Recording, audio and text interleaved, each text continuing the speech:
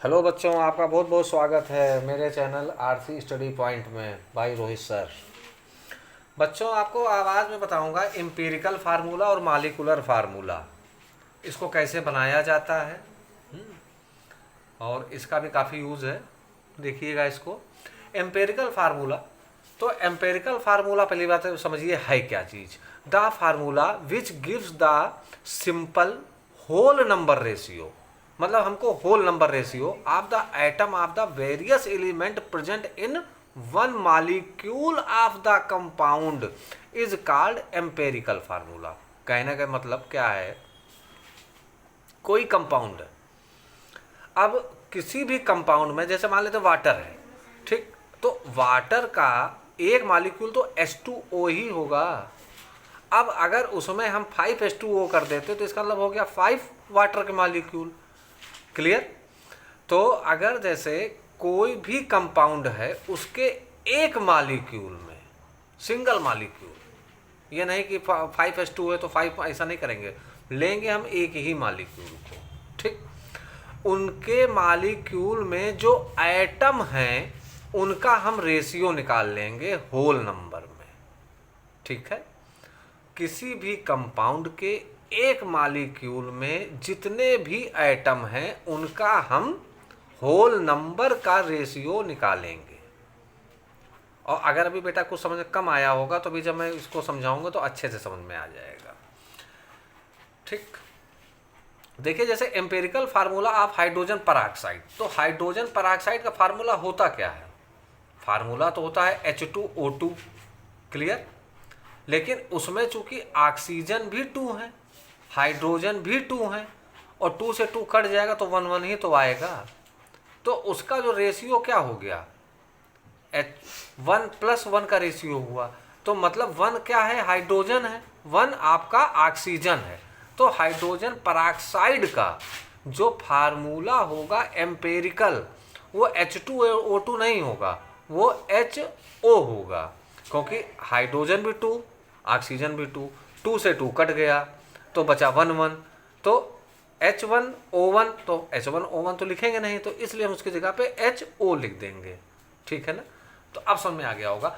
The formula which gives the simple whole number ratio of atom, किसी उनके atom का जो होल नंबर का जो रेशियो होगा वन मॉलिक्यूल कंपाउंड का, 1 1 बार बार बटा मैं इसलिए कर रहा हूँ ताकि आपके दिमाग में 1 ही मॉलिक्यूल रहे, है ना। 1 मॉलिक्यूल ऑफ कंपाउंड का, ठीक है, के एटम का जो होल नंबर का जो रेशियो है वही एम्पेरिकल फार्मूला होता है। बाकी अभी और अच्छे से समझ में आ जाएगा। तो अब इसको देखिए, जैसे एम्पिरिकल फार्मूला बेंजीन, बेंजीन का फार्मूला बच्चों क्या होता है, कायदे से फार्मूला तो इसका C6H6 होता है बेंजीन का। क्लियर। अब चूंकि कार्बन भी 6, हाइड्रोजन भी 6, और 6 से 6 कट जाएगा तो 1 1 हो गया ना, तो एम्पिरिकल फार्मूला क्या हो जाएगा इसका, CH होगा। फार्मूला तो वैसे तो बच्चों उसका मॉलिक्यूलर फार्मूला तो C6H6 होता है, लेकिन एम्पिरिकल फार्मूला चूंकि हमको होल नंबर का रेशियो निकालना है, ठीक, और एक ही मॉलिक्यूल का निकालना है, ये भी आपको ध्यान रखना है। तो अब इसमें क्या रहेगा कि जो बेंजीन का जो आपका जो फार्मूला बनेगा वो C और H बनेगा, C1H1 हुआ, ठीक, तो CH बन गया। अब आइए थोड़ा एक आपको एग्जाम्पल दे के समझाते हैं क्वेश्चन करके।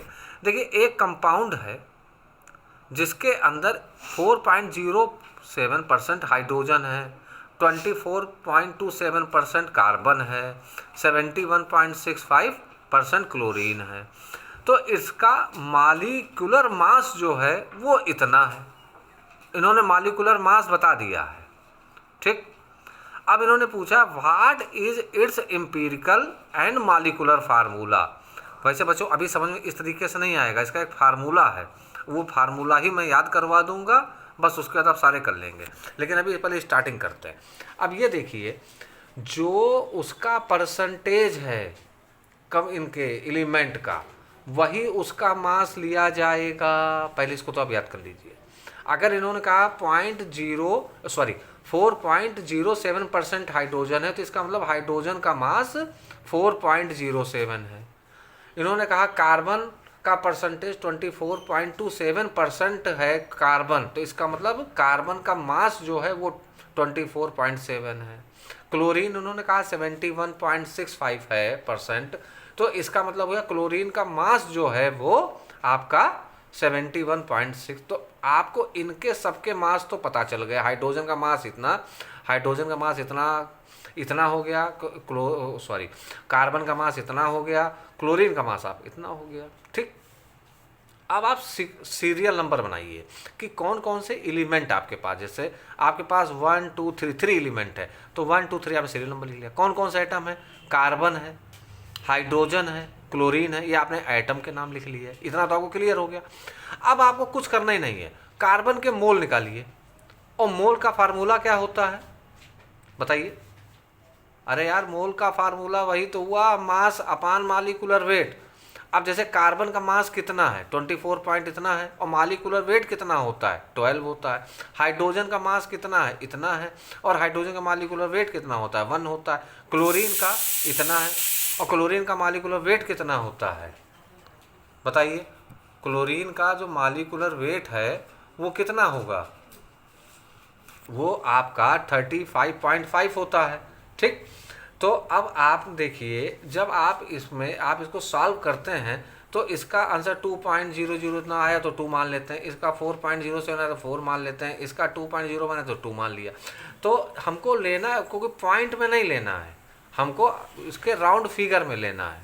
ठीक है, तो 2.00 मतलब हो गया 2, 4.0 से मतलब हो गया 4, 2.0 का मतलब हो गया 2। तो अब आपका क्या रेशियो आ गया 2 4 2 का रेशियो आ गया। ठीक, अब इसको जब अगर आप काटेंगे तो 2 1 जा 2, 2 2 जा 4, 2 1 जा 2, तो रेशियो आपका आ गया 1 to 1। तो आपका अब देखिए, कार्बन कितना है 1, हाइड्रोजन कितना है 2, क्लोरीन कितना है 1। तो अब आप रेशियो क्या बनाएंगे इसका, कार्बन 1 है तो C लिख दीजिए, हाइड्रोजन 2 है तो CH2 हो गया, और क्लोरीन 1 है तो 1 ही रहेगा। तो फार्मूला आपका क्या बन जाएगा बताइए, CH2Cl बन गया। क्लियर बच्चों? चलिए, मालिकुलर फार्मूला अगर आपको निकालना है तो आप कैसे निकालेंगे ये बताइए? मालिकुलर फार्मूला निकालने के लिए हमको क्या करना है कि हमको निकालना पड़ता है होल नंबर कितना है, n। अगर आपके पास n आ गया तो आप उसका मालिकुलर फार्मूला बना देंगे। एम्पिरिकल फार्मूले से आप मालिकुलर फार्मूला भी बना सकते हैं। अब बताता हूँ कैसे।